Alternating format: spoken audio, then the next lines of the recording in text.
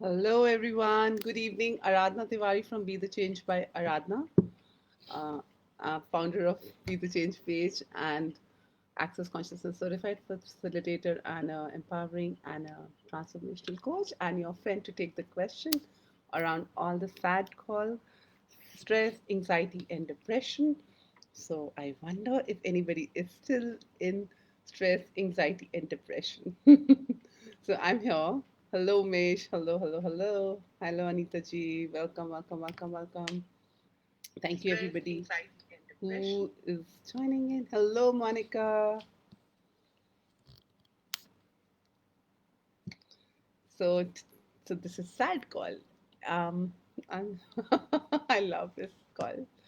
It's become kind of my favorite call. That how you have to be on the sad call and still be smiling, and not have to, but I am being. So, any questions regarding? I think it was a Nidhi. There was a lady who was asking me a question before I just joined in. If you're around here, Nidhi, can you ask a question? I'm happy to take your question here. Hello, Swati. I really can't see all of you who joining on my laptop. I wonder what happens. So, what is stress? What is anxiety? What is the depression in your life today? How much of the stress, anxiety, and depression has been created by you for attention, for love? And I wanted to talk a little on a different aspect of the anxiety and the depression. It's like how we actually pick up from the world, and because we are like SpongeBob's, and we tend to pick up all the emotions or and feelings of other people. So whenever you say that I'm feeling that, that means you're not, it's not yours. It is that your satellite is picking up everybody else's emotions. So how you get in a relationship or you get to know somebody else. Boss rejecting my request. Awesome. All right. So how I'll just say this, Fatih, and I'll get to your question. So it's like how you actually um, get into their worlds and you meet them and then you're with them, like maybe you're with your boss or with your colleagues or with your family.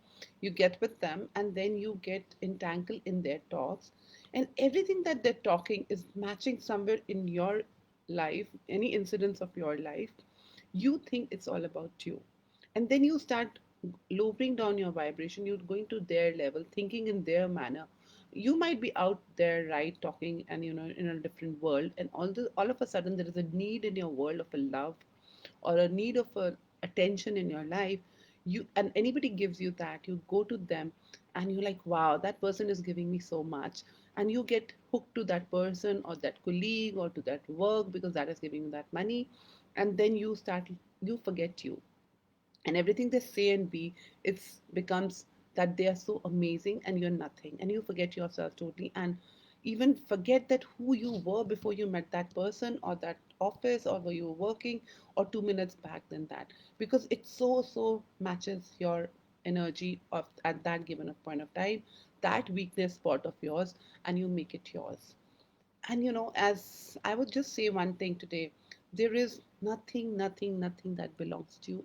I mean, people say 99.99%. I would say 110%, nothing is ever yours. Every time you're talking to anybody, you're being with anybody, you're in a certain atmosphere, your body becomes active and your body starts picking all the vibrations.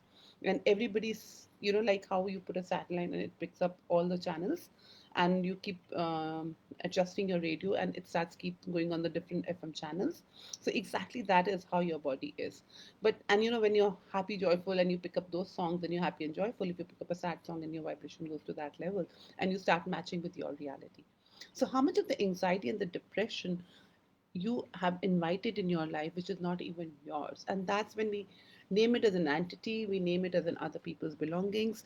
And see, it's like how much of the other people's belongings and information have you been storing into yours as yours, and your body had been telling that the other person was going through the anxiety or the other person was going through the depression, but you are in your own shame, guilt, regret, and because you have already concluded that about yourself.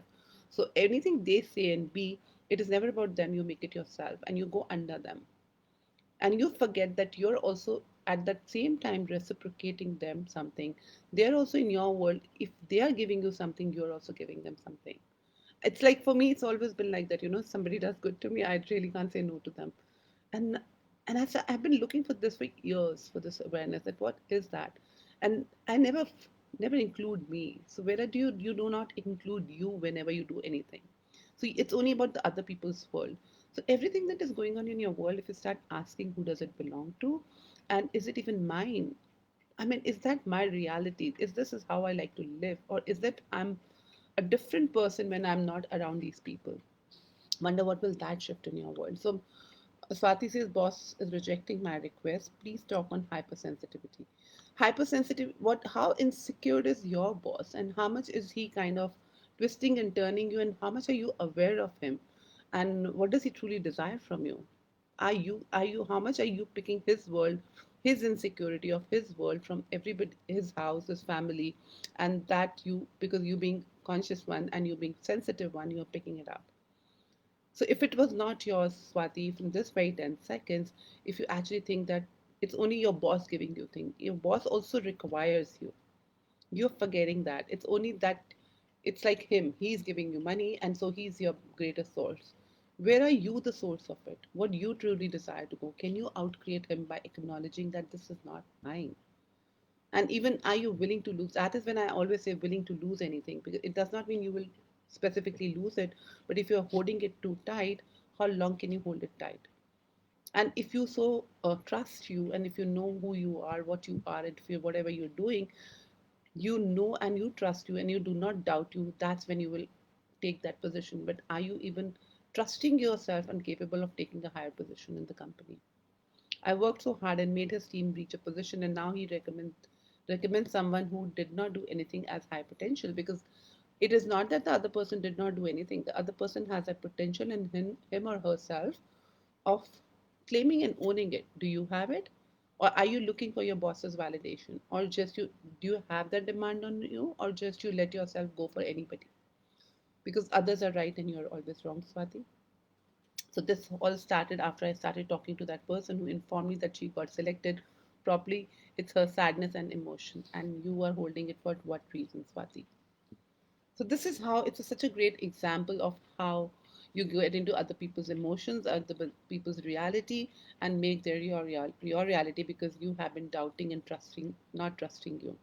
So the ultimate of everything is to change anything is that you have to be acknowledging you, trusting you, and not rejecting you. So whenever you're rejecting you, people in front of you would reject you. If you're separating from you, people in front of you will separate you from you. Hope that helps. And if any other questions regarding that, you can ask me, Swati. Hello, Shivani. Hello, Umesh. Thanks. So, any other questions that is coming up? So, this is like hypersensitivity to know people. You are hypersensitive to receive all your channels are like more clearer. Like, sometimes 98.4, 98.3 might have a clearer reception than 102, So, it's just like that. So, it's not that that makes you greater or different, it just makes you different. So, but you do not, you want other people to validate you, your job to validate you, and that job makes you less and more. And it's like, okay, you lose it, it's their problem. How much are you being pulled because you want to be pulled? Anybody can only pull you if you allow to, because you have to prove yourself with your work. But the other person did not have to prove herself or himself for the work. She was sure of her. That is where you lose it. So, why do we take other people's anxiety on our body and have to return it time and again? Is it we are not able to see them suffering, or we love something about it? You tell me, Shivani, what is it? It is not a why. What does that give you in your world? Because see, our body is a vessel. Like animal, as I told in my other calls also, like animals, if you see insects, you see every animal, they have uh, they're quieter, so they sense, and they only know there is somebody in the front or on the side or somewhere else through the senses, right? So we have all the five senses. The five senses are active. So our body's five senses are very active. But because we talk so much, we do not listen to our body's language. And we overpower our senses. And when we overpower our senses, that your body has been giving the information of the anxiety of the other person, other thing. But what made you hold that is because you had that insecurity, the same thing other person was going through, and you do not have people in your universes until you have something in common with them. So he or the other person, just he, she, whatever, gives that information to you and you make it yours? What if it was everything is an information about every other person? In that, what works for you, you keep it, and what doesn't work, you can let it go. But good things you would let go, but you would not let bad things go, because sympathy is the greatest factor. To cry with somebody is something thought very good in this reality. That is when you they say you truly care. If you're crying with somebody, you truly care. But if you're laughing with somebody, that is not true care. So, who and what do you have to prove that you're really caring, really kind? Who do you want to be acknowledged by, Shivani? What if you be that acknowledgement for yourself? What if you actually notice that about yourself, then asking somebody else to notice that in you?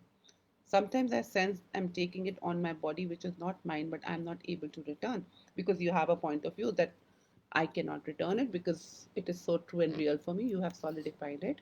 What is it that you can't return? There is nothing that you cannot do, but do you really want to do it? Or that is because you have a point of view. Okay, I will suffer in your name. I will go through it. I will. And does that ever take any other person suffering out from you? So that's what exactly I said, that if you meet somebody or you be with somebody, if your colleague, your family, or your partner, or your new partner, you meet up and you find that that thing will definitely pull you in them, and you will go to a 0 degree to be with them, whatever circumstances they are, to be getting that love from them, that attention from them. What if you can be that attention to yourself? What are they telling you? They have also come to you for some value, or you only went because they said yes to me, or they are really acknowledging me, so they are greater. So everywhere you're making other people greater. When would you be at that level? What if you don't have to make yourself 51 or 49? What if you can be 50-50? You exactly have what others have. They might choose. So if you go to a vegetable market, everybody, or a fruit market, everybody has their own favorite fruit or a food or a vegetable. You don't pick up the same things.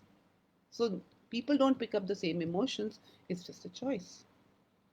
It's going and shopping for yourself. So what are you shopping in the world?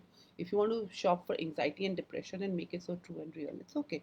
So we say, okay, an entity or another source or the outer source is what is actually affecting you and making you struggle, and we do the clearings and we do everything to let them go. But first place first, who allowed them in your universe? You are the source of your life. You are the power, but you do not want to acknowledge yourself. You become like, I didn't even know. How can you not know somebody is entering your house? It means you were not present. Are you present with who enters your body? Who is taking space in your body, in your emotions, in your emotional space? Or you're so unaware? If you're not present with you, how is the world gonna be present with you? So sometimes I sense I'm taking it on my body, which is not mine, but I'm not able to return. So hope now you're able to return it. It's this choice. If you think, I mean, some people enters my house and they keep living here, would you go to the court? Would you actually take them out, or would you let them stay? That's just a choice. So this is how you invite anxiety, depression, stresses in your life. And because you do not want to be vulnerable, you do not want to be seen who you are, you do not want to be seen nasty, you do not want to be seen as rude, crude, and uncouth. It's like, I just want to be seen as nice. I didn't do anything wrong. They did it. But when they did wrong something, I was so nice and kind still. I would let go everything. Money is not everything. Life is not everything. It's just my discipline. It's just my ethics. It's just my, entrainment, how I have been brought up, my sanskars. Your sanskar is to beat yourself. Choice. It's coming like a huge number. So many people are entering the space. Yeah. You open your world to different spaces. You meet people. You're here on the planet, and everything is space. You can't hold energy. You can't just like, you know, um, let it flow. The world is to flow. What are you? Can you right now, if I ask you to hold energy, would you be able to hold energy? But it gets solidified. So if I tell I am holding this remote, I will hold this remote until when? How hard can I hold this remote? If finally you get tired, and that's how your bodies get tired, and then your bodies become weak because you are putting so much of energy on something which is not even yours. So would that invite stress, anxiety, and depression into your life? Of course it would. Your body is tired. You are tired. You're mentally exhausted. rather than putting your energy into something which you would really like to invite. And why do you put your energy into something which is sad and ugly? Why would you not at that very moment shift? Because you do not want to hurt the other person. Because you feel that if you were hurt like that, you would feel sad, but you're already hurt, guys. Come on, wake up for yourself. And it's just a choice. Hope that contributes. And any other questions, Shivani and Swati, if you have? Is that the lady who's here, Nidhi, who was asking the question on Be the Change messages? Shivangi or Ritu, do you have that question here? Awesome. Hope it contributes. Thank you.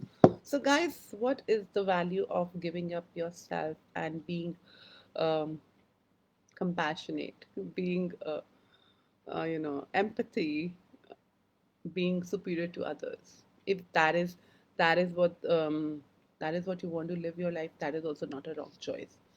It's just a choice. So you are the creator of your life. You created every sense, and we say it happened to us.